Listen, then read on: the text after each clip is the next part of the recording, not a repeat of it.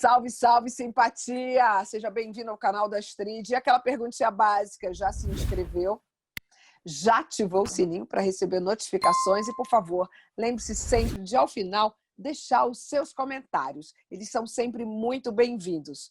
Hoje é dia da gente receber uma doutora. Doutora Margarete Maria Prete Dalcalmo.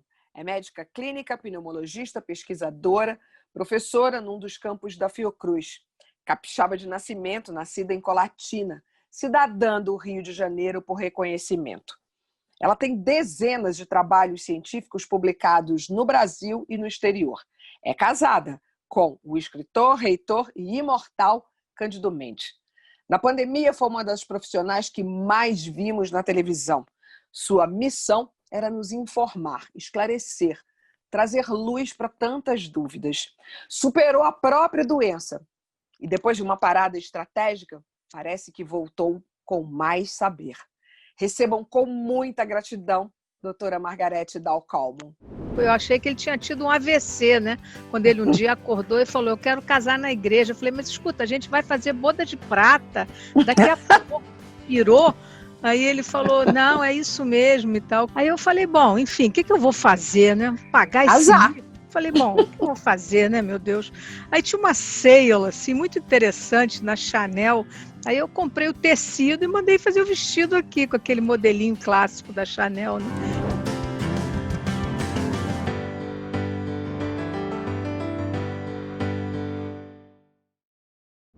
Vamos lá para as nossas 12 perguntas para pessoas admiráveis. Senhoras e senhores, recebam com muito respeito, com uma chuva de likes, com carinho, a doutora Margarete Dalcalmo, que é a pessoa que mais entrou na minha casa durante essa pandemia e que eu parei para ouvi-la todas as vezes, porque eu só confio na ciência.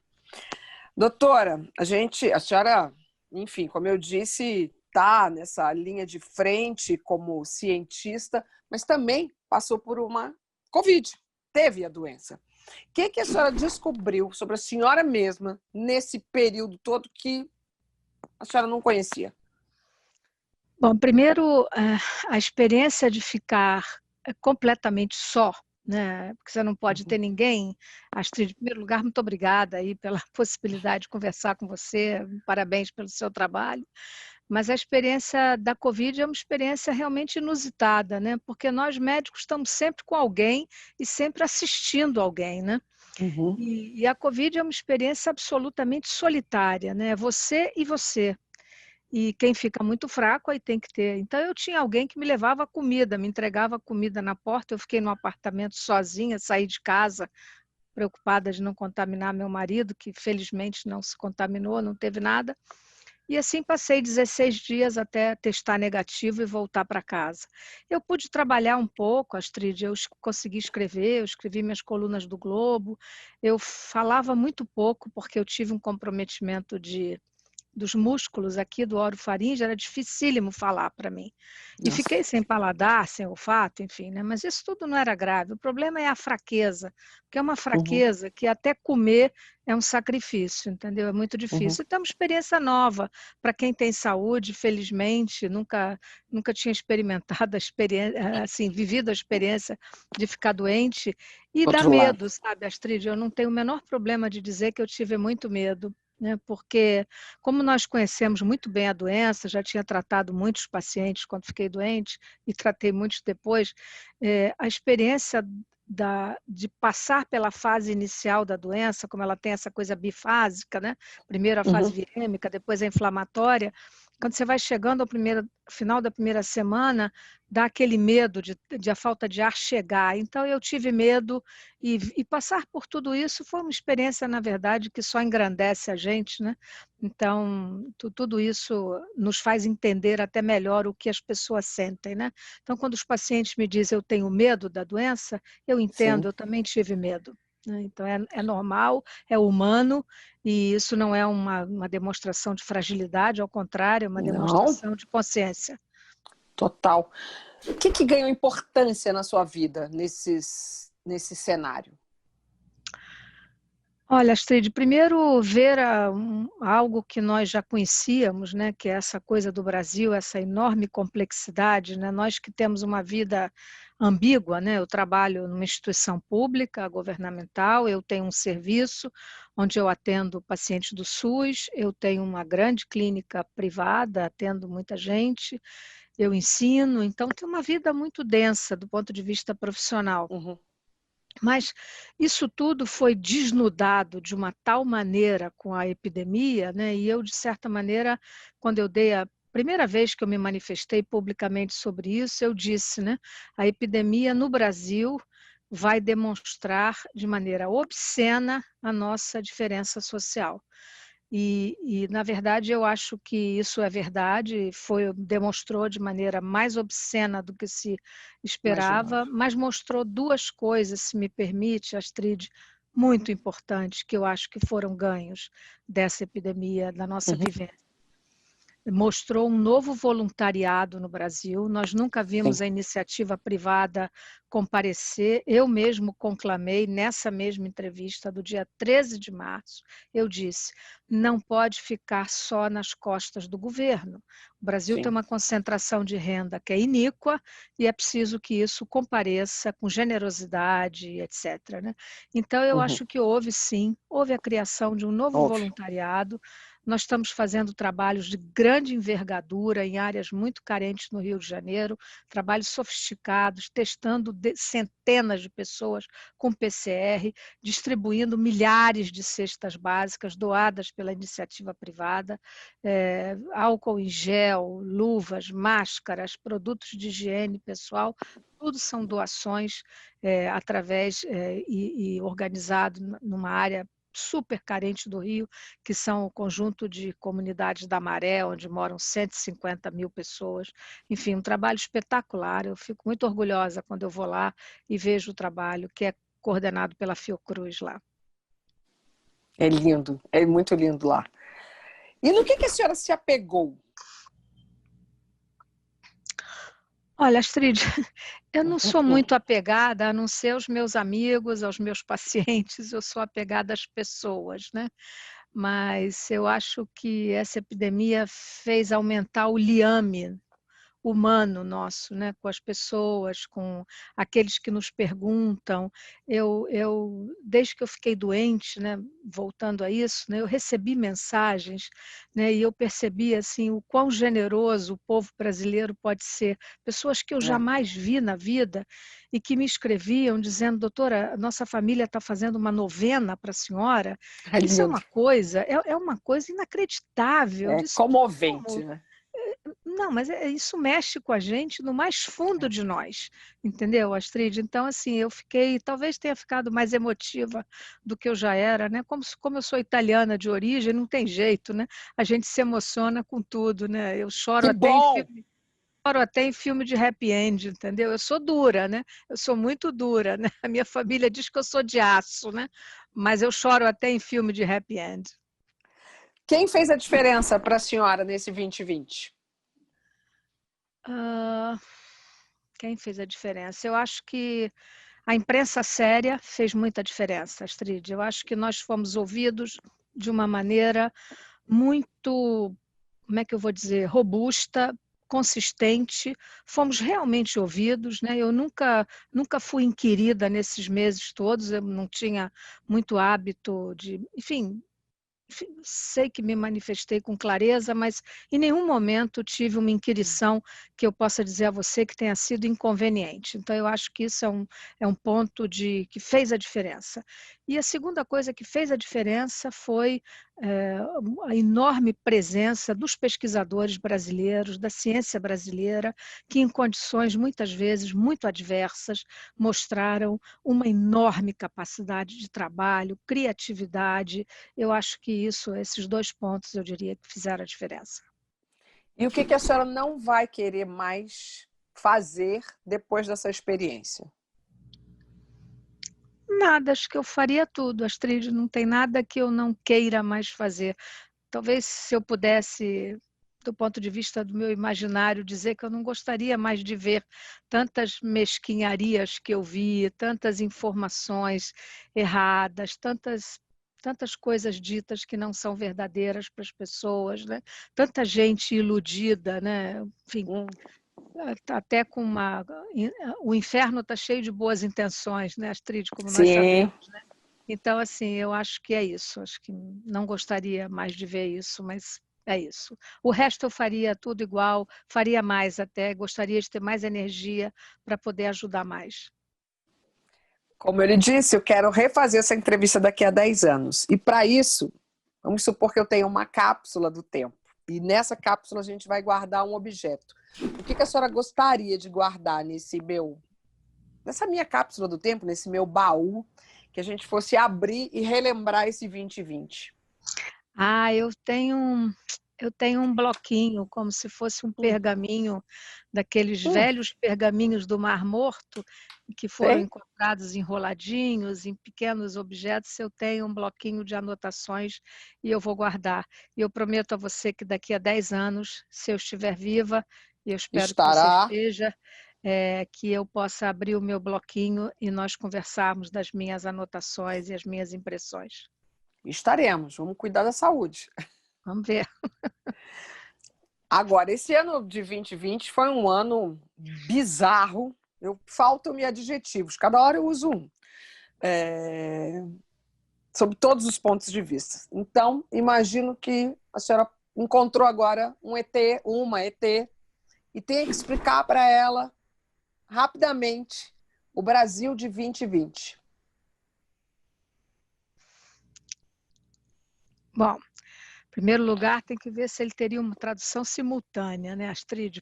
Eles leem a mente, eles são muito evoluídos. Porque é difícil, né, explicar o Brasil hoje. Acho que o Brasil padece de um excesso de paradoxos, né? A verdade é essa, né? Porque quando o Brasil já é um país de alta complexidade pela sua heterogeneidade, né? Quer dizer, nós somos ligados por uma coisa linda que é a nossa língua, né? Então a nossa língua é o nosso traço de união, né? Uma língua linda, espetacular, densa, poética, a língua das prosas mais extraordinárias que nós conhecemos, né? Então, assim, em primeiro lugar, teria que tentar explicar a complexidade do Brasil, né? Que não é para amadores de modo algum, como já dizia o Tom Jobim, né? De jeito nenhum, né, Astrid? Então, assim, eu tentaria explicar para que alguém de fora que aqui chegasse eu dissesse, olha, você vai se chocar com várias coisas, né? Com o bonito e com o feio. O bonito é que é um país com coisas lindíssimas, uma natureza exuberante, um povo espetacular, generoso, mas você vai se chocar com diferenças que são intoleráveis em quem vem de uma sociedade eventualmente justa, equânime. E então, assim, isso seria muito difícil de explicar, né? Quando você vê o que tem de morador de rua no momento epidêmico, como tem em São Paulo ou no Rio de Janeiro, quando você anda nas ruas de Copacabana e se sente como se você tivesse, né, sem desmerecer, porque Nova Delhi é uma cidade espetacular, mas que você estivesse andando em Nova Delhi, né, onde existe na Índia, né, que eu conheço razoavelmente bem, enfim, milhares de pessoas na rua, né, enfim. Então, isso tudo eu me sentiria com bastante dificuldade de explicar a um ET a complexidade do Brasil, porque ele poderia me perguntar, mas como um país que tem a Fiesp, que tem São Paulo, que tem as riquezas naturais desse país, que pode alimentar o mundo praticamente, né? Que tem a Amazônia. Enfim, como esse país pode ter esse grau de exclusão e deixar pessoas, como esse país ainda pode ter a taxa de analfabetismos ou de analfabetismo funcional, como esse país pode ter 40% das residências, das escolas sem saneamento básico. Então, isso eu te digo que eu ficaria com bastante dificuldade para explicar, porque é mesmo porque inexplicável. a gente mesmo não tem a resposta para isso. Agora vamos à sua vida bem pessoal. A senhora conseguiu ter tempo para desenvolver algum dote culinário? Não. Eu fiz A carinha dela, que fofo. eu fiz assim, eu não desenvolvi nada novo, Astrid, mas eu andei fazendo umas coisinhas que eu já sei, né? Então, assim, como eu sou capixaba, né, eu andei fazendo acho que talvez nesses 7 meses eu tenha feito 2 vezes uma moquequinha, isso eu fiz, né? Enfim, ficou boa, deu certo, né? Andei Certeza, fazendo, tenho certeza que a senhora tem a boa panela capixaba, que já é com meio caminho certeza, de andado. barro, com certeza, a panelinha de barro. Sei até fazer pirão. Fiquei com água na Mas, boca. mas isso eu só fiz uma vez, Astrid. O resto foi tudo tirando do congelador, chamando para entregar, enfim, porque eu trabalho muito e, assim, evidentemente, houve períodos em que nós ficamos sem ninguém em casa, né? Então, assim, tinha que jantar às Aí, 10 horas, jantar às 10 horas da noite, né? Então, assim, mas eu não desenvolvi dotes culinários, confesso que não. quantas horas a senhora trabalha por dia tem trabalhado por dia nessa fase? Ah, Ah, 14, 12, 14, em média, todos os dias. e, Porque e ainda se o dia, deslocando até a Fiocruz. o dia fica longo, né? Eu não vou todos os dias, né? Tem muita atividade fora, né? Eu tenho pacientes que eu atendo online, né? Hoje está regulamentado, como você sabe. Então, todos os pacientes que têm Covid, eles não podem ir ao consultório, então, ou são internados, ou Então, assim, houve um momento no pico epidêmico que era muita gente doente, então fazia muitas consultas, isso tem um timing, né? Que leva, enfim, um tempo, são algumas horas, né? E, enfim, e tem que estudar. Nós estamos falando de uma doença, Astrid, se você não sabe, mas é um dado objetivo. Eu falei isso hoje de manhã, porque eu gravei uma aula para a América Latina, Hum. e eu estava dizendo, quando que nós pensamos, a nossa geração, de ver alguma coisa que em 7 meses, 8, né, agora, tenha produzido quase 40 mil papers científicos. Então, assim, se você olhar aqui 40.000. se você olhar aqui à minha volta, são pilhas de papers que eu imprimo um ou outro, né? Porque eu preciso para a gente estar atualizado o tempo Estudar, todo. ler. É muita coisa. E quando, assim, Muita quando coisa. eu vou dar uma entrevista, você sabe, você me ouviu várias vezes, se a gente não está atualizado, a gente não se sente à vontade para falar, porque a velocidade com a qual tem se produzido conhecimento é muito grande, Astrid. Então, assim, nós sabíamos que usar, por exemplo, né, você já conversou com muitos médicos na sua vida, você conhece esses termos, então, que usar anticoagulante é importante. Então, assim, como é que vai ser? Aí você tem que ler tudo que sai. Então, assim, é uma avalanche de conhecimento que nós vamos selecionando e separando o joio do trigo, vendo aquilo que é mais importante, fazendo a ficha de cada paper para depois estar atualizado. Mas, assim, são muitas horas em que isso consome, sem dúvida nenhuma. Mas é importante, porque senão, como eu vou dar uma informação para você que disse que me vê na sua casa, que acredita no que nós E estamos dizendo? confio demais. Tantas vezes nós dissemos, acredite no que nós estamos dizendo, né? E uma vez alguém me mandou uma mensagem dizendo, poxa, mas a senhora falou que não sabia. E a senhora não sabe mesmo? Eu disse, claro, eu não sei. E quando nós não sabemos, a melhor ciência é aquela que diz assim, eu não sei. E eu não sei por quê. Porque não está demonstrado em trabalho nenhum, porque nunca ninguém testou. Isso é um arbítrio. E na ciência, quanto menos eu achar, Astrid, mais eu estou sendo correta, mais eu estou sendo honesta. Se eu não sei, eu não sei. E a gente diz, eu não sei. Né? Então, todo professor diz para os Uhum. seus alunos, isso eu não sei lhe responder, porque eu não sei. Entende? E isso é sério. Isso. Se todo mundo Me fizesse isso, era permita lhe melhor. corrigir, né? Todo bom professor, né? Enfim, mas Todo a bom gente professor, toda boa mãe, toda pessoa honesta consigo mesmo fala. Quantas vezes eu também já falei para o meu filho isso? Eu não sei. É, Vamos pesquisar, vamos estudar, exato. vamos Vamos procurar ver. quem saiba, Exato, exato. né? É isso. Agora, agora umas curiosidades para todo mundo. A senhora sabe que o tipo de música mais ouvida durante a pandemia, segundo pesquisas do Spotify, foram as músicas tristes. A senhora ouve música para estudar? A música é uma companhia? Sempre gostei muito de música. E eu cantei quando eu era jovem, eu cantava num coral. Segredo. Delícia. Você não falou que você ia perguntar, eu estou contando um pequenino segredo de muitas décadas atrás, né? Então eu cantava, eu era muito tímida, aí a minha mãe era aquela nerd, né, como se chama hoje, Sei, e a minha mãe muito, estudiosa. muito esperta, né, me botou no coral e para fazer teatro, né? Então eu fiz um pouquinho de teatro e cantava no coral. Eu adoro cantar, né? Hoje eu só canto no chuveiro, né, Astrid? Mas, enfim, eu adoro cantar. Então a música, eu gosto muito de música, eu gosto de música clássica, mas eu também adoro um bolerão, né? Como eu te falei, eu choro ouvindo Roberto Carlos, né? Então assim, Ah, eu gosto. Então, é assim, eu sei que não sou exceção, né? Mas eu gosto de música clássica, então, às vezes, quando eu estou lendo alguma coisa, que estou fora do computador, só lendo, eu boto a minha orelhinha e aí eu ouço música clássica. Eu gosto muito de música clássica do século XX, né? Eu gosto de Schoenberg, eu gosto de Prokofiev, eu gosto da música do século XX. Mas eu gosto dos segu- românticos também, eu gosto também.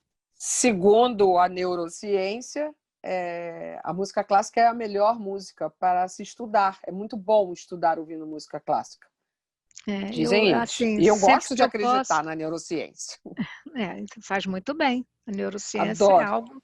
é algo para ser crível, né? Porque ela não se baseia em achismo, né? Não, não. Hoje Ela se tem trabalha com, equipamentos para conhecer melhor o ela cérebro. E isso trabalha é com o melhor do fascinante. homem, né? É. Livros, além dos livros de estudo, conseguiu ler algum na pandemia? Olha, eu reli muita coisa, Astrid, porque assim, eu precisei reler algumas Eu também. coisas, né? Eu reli algumas coisas do Oliver Sacks, porque eu Hum, gosto muito dele, né? Eu precisei reler um pouco, porque eu dei uma conferência sobre a Montanha Mágica, que é um livro que marcou a minha vida profundamente. Aliás, eu vou escrever agora um hum, capítulo de livro sobre um livro que vai sair chamado O Livro que Marcou a Minha Vida. São vários autores e eu vou sim. escrever sobre a Montanha Mágica, porque é da minha especialidade, foi um livro que me marcou muito, né? Eu li muitos artigos, eu li muitos e assim, eu reli algumas coisas e confesso assim também um pequeno segredinho, quando eu estou muito cansada, eu leio um pouquinho de poesia na hora de dormir, né? Então, assim, eu leio um pouquinho, às vezes leio e durmo com aquilo, sabe? Assim, é um pouco uma maneira Relaxante. é uma maneira de nutrir o imaginário, eu diria, sabe? É Sim. isso. E desconectar, sim, precisa desconectar. É uma maneira de embarcar naquele momento sublime que é adormecer, né? É. Teve tempo para séries ou filmes? Eu vi algumas coisas, poucas, né? Eu botei muitas séries, né, para o meu marido assistir do Netflix, muitas, né? Mas eu vi um ou outro filme. Tipo, falar assim, ouvi falar que essa daqui é ótima, aí bota para ele Mas eu não. ver. Exatamente. Mas eu não vi muitas, confesso que não vi muitas, Astrid. Assim, os fins de semana eu vou lá, boto e volto para fazer o que eu tenho que fazer. Os fins de semana são de bastante, tem sido de Também de bastante. trabalho. Também de Muito muito trabalho, trabalho. muito trabalho. Tem que passar visita, tem que estudar, tem que dar informação e, assim, eu tenho tido bastante demanda para dar informação, né? Então, assim, e eu acho que, como eu te falei, né, como eu acho que uma das grandes coisas desse período pandêmico foi realmente verificar que há uma imprensa séria e correta no Brasil. Então, assim, eu não falo para ninguém que eu acho que não está, enfim, que não é um trabalho que eu tenha respeito, mas de Uhum, modo uhum. geral, tudo aquilo que eu recebi de demanda, eu procurei responder da maneira mais, enfim, precisa que eu podia e dizendo quando eu não sabia que eu não sabia. A impressão que eu tenho é que era quase uma missão.